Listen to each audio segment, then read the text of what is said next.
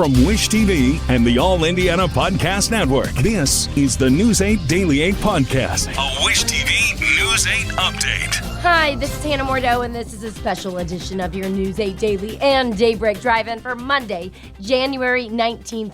It's MLK Day, and it's game day for the Indiana Hoosiers. Myself focusing on the job and myself focusing on the present gives the Hoosiers the best chance to win, and I owe it to my teammates, to my coaches, and also Hoosier Nation.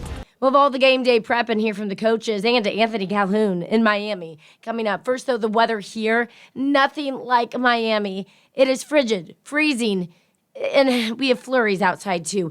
Bitter cold temperatures today. Wind chills are going to be between -5 and -15.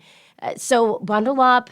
If you can, stay off the roads early this morning as we do have some snow out there. Nothing major, but really it is the cold weather that is the big story today.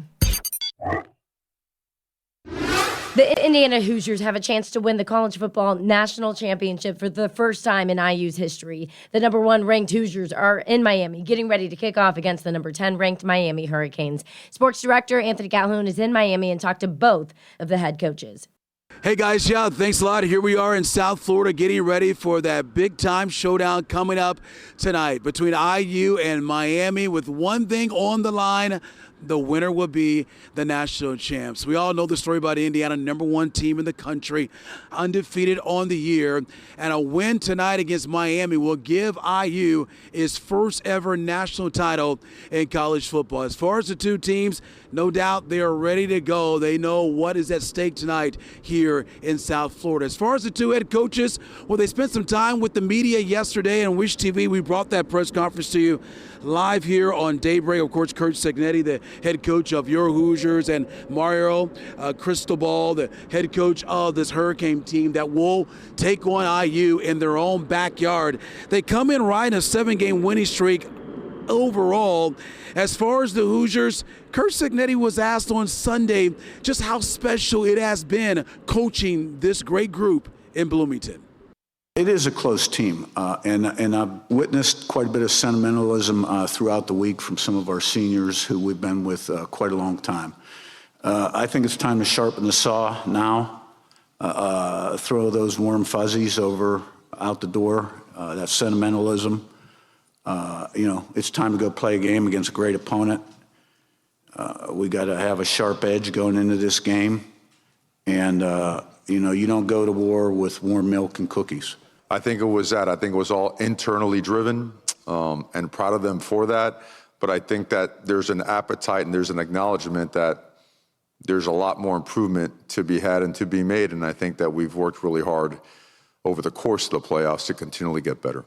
And folks, don't forget, you got to join us coming up tonight. We'll be live here in Miami, all access Indy championship game. Everything you need to know about the matchup between IU and Miami. Great interviews, great stories, and we got a special guest ready to join us live on the field. Join us tonight, 6:30, all access Indy, the championship game. We are ready to go. We got much more coverage coming your way right here from South Florida. Coming up a little bit later here on Daybreak, we're going to talk about how tonight's game has a lot of history surrounding this IU football team and the university. We'll tell you all about that coming up a little bit later here on Daybreak. Anthony Calhoun, Wish TV, and WishTV.com. Here at home, the Hoosier hype is sky high, and people leaving Indianapolis and the airport are showing off their team pride. News 8's Jaden Reeves spoke to fans heading to Florida, including one man who got his whole plane cheering. The game day excitement is taking off literally. Fans traveling through the Indianapolis airport are already showing their Hoosier pride ahead Monday's big game. Not every flight turns the airport into a pep rally, but IU fans are changing that.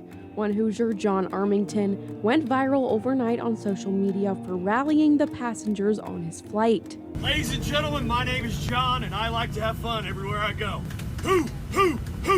Hoosiers! Now, if you're rooting for Miami, find me after the game, and I'll buy you a beer to drown your sorrows. I just said, okay, I'm going to do it. I stood up. Of course, I want them to win, right? But it's just the experience, right? I mean, everybody's talking about the ticket prices and all that kind of stuff. And when I called my wife from work, I said, we're going. Armington isn't the only Hoosier soaking in all the moments in this piece of Indiana history. Well, it's been a long time since IU's actually won any football games. Well, emotions about this are kind of funny because it's so surreal. It's like, is it really happening? So sometimes I'm not as excited as maybe I should be. From longtime fans holding out for the Hoosiers. I grew up watching a lot of 2, 3, 4-win seasons. Yeah, this is unreal. This is unreal. To newer fans. It's great. From all I've heard, we have not been good in past years. Armington told me even if the Hoosiers don't pull out the win, he's grateful to attend the game and create the memory. Hoosiers! Reporting in Indianapolis, I'm Jaden Reeves for Wish TV and WishTV.com. The big game between IU and Miami tonight will not only determine who takes the national title, but which team's governor will get a free meal. Governor Braun challenged Florida Governor Ron DeSantis to a friendly wager on Friday. In a post on social media, Braun said, "If IU loses, I'll send you some pork from Fisher's Farms, which is in my neck of the woods in Du Bois County, plus some pies from the famous Wicks Pies, including sugar cream pie, an Indiana favorite." DeSantis responded a few hours later with, "I'm happy to oblige. If Indiana wins, I'll send stone crabs and key lime pie from Joe Stone's Crab." There are several ways that you can cheer on the Hoosiers and the roaring crowd here in Indiana. The Athenaeum in Indianapolis is hosting a free watch party at 7 this evening. Also downtown, Tom's Watch Bar is hosting a free game day party. Fisher's Event Center is also hosting a free watch party. Doors open at 7 tonight, but you will need a ticket to get in. Kickoff for the games at 7:30.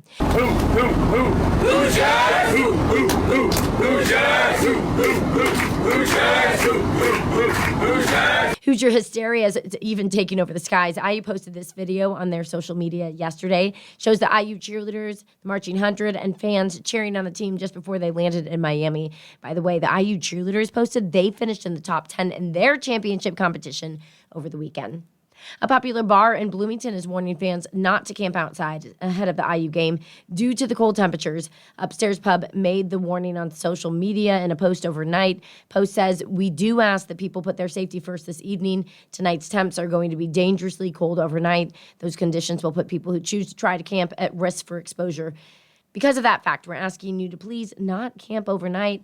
We ask that you please go home, get warm, and start the queue no earlier than 7. The bar plans to open at 11 this morning.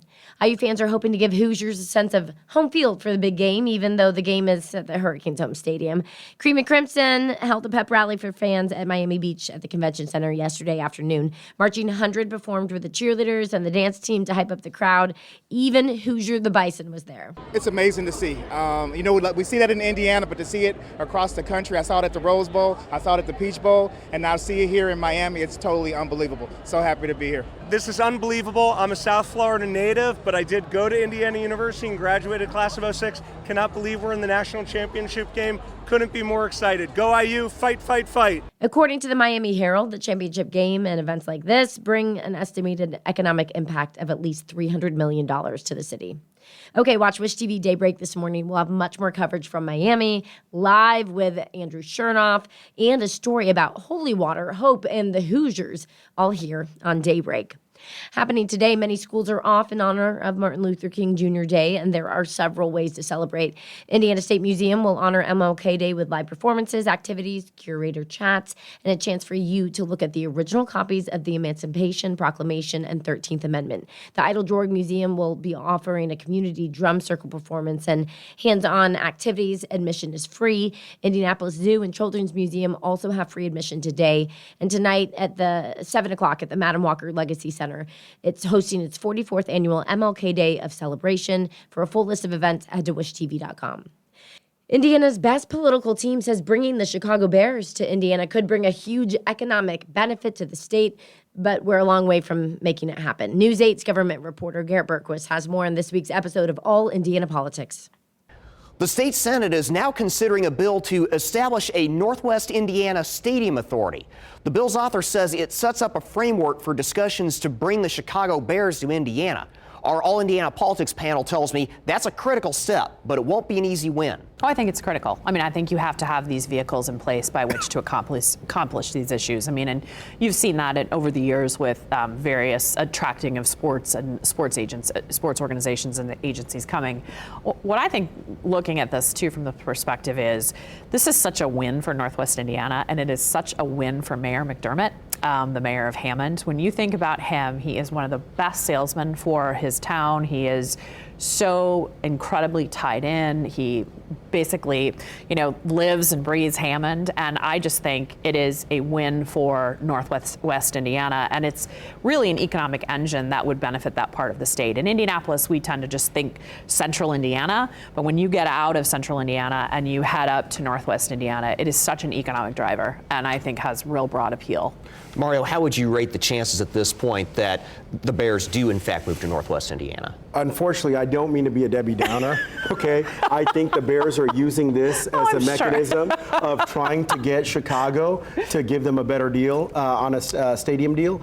But if you look at the impact of the Pacers going so far in the playoffs, you look at IU and the impact it's having on local businesses, we have to make the play. Oh, right? absolutely. We have to make it. And I am cheering on, our legislature and our governor for trying to get this thing done, because if we are able to get it done, to Laura's point, and we're agreeing on this, it's such a huge economic driver, such a huge win for not just Northwest Indiana, but Indiana in general. To have two NFL teams in the state of Indiana, it would be tremendous. So we got to try.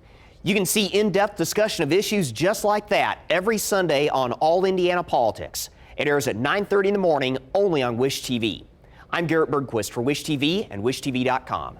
A shooting on the east side of Indianapolis over the weekend leaves 2 men dead and a juvenile injured. Police responded to a call just after midnight Saturday at Point Club Road and found 3 people shot. 1 man died just after arriving at the hospital. The other died several hours later. A third victim, a juvenile, is in stable condition. Police have not made any arrests and are asking anyone with information to call them or Crime Stoppers.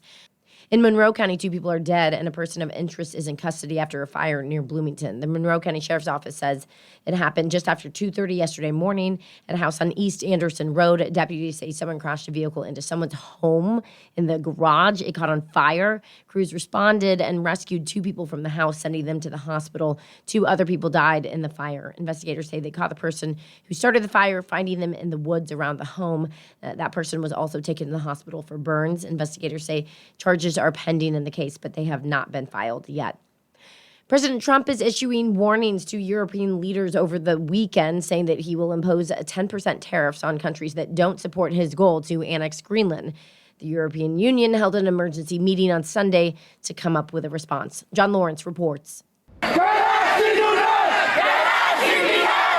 Protesters taking to the streets in Greenland this weekend, upset with President Donald Trump's attempt to take over the autonomous territory ruled by the Kingdom of Denmark. He doesn't respect anything. He just takes what he thinks is his and what he wants to do. The Trump administration is threatening a 10% tariff on 8 European countries if they don't back his plan to annex Greenland, saying it's essential to U.S. national security. President Trump is being strategic. He's looking beyond this year. He's looking beyond next year to what could happen for a battle in the Arctic. European leaders have blasted President Trump's actions, including French President Emmanuel Macron, who said on social media, quote, "We will ensure that European sovereignty is upheld." Greenland is our country. We cannot be bought. We are people, and he should stop whatever he's doing because we are the people of Greenland. Democratic Senator Tim Kaine and Republican Senator Rand Paul are exploring options to ease tensions on the issue. Let's rein in the rhetoric here. These discussions, they're not helpful because they're pushing allies away from us rather than forging the stronger relationships with allies that we need. I'm John Lawrence for Wish TV and WishTV.com. This has been your News 8 Daily and Daybreak Drive-In from Wish TV. I'm Hannah Mordeau. Watch us on Wish TV and WishTV.com. This is the News 8 Daily 8 podcast, a Wish TV News 8 update on demand. For even more, on demand and on the go. Connect with Wish TV on Facebook at WishTV.com and on the free Wish TV mobile app. Thank you for listening. And be sure to like, subscribe, and follow this podcast for updates every weekday morning on the All Indiana Podcast Network and wherever you get your podcast.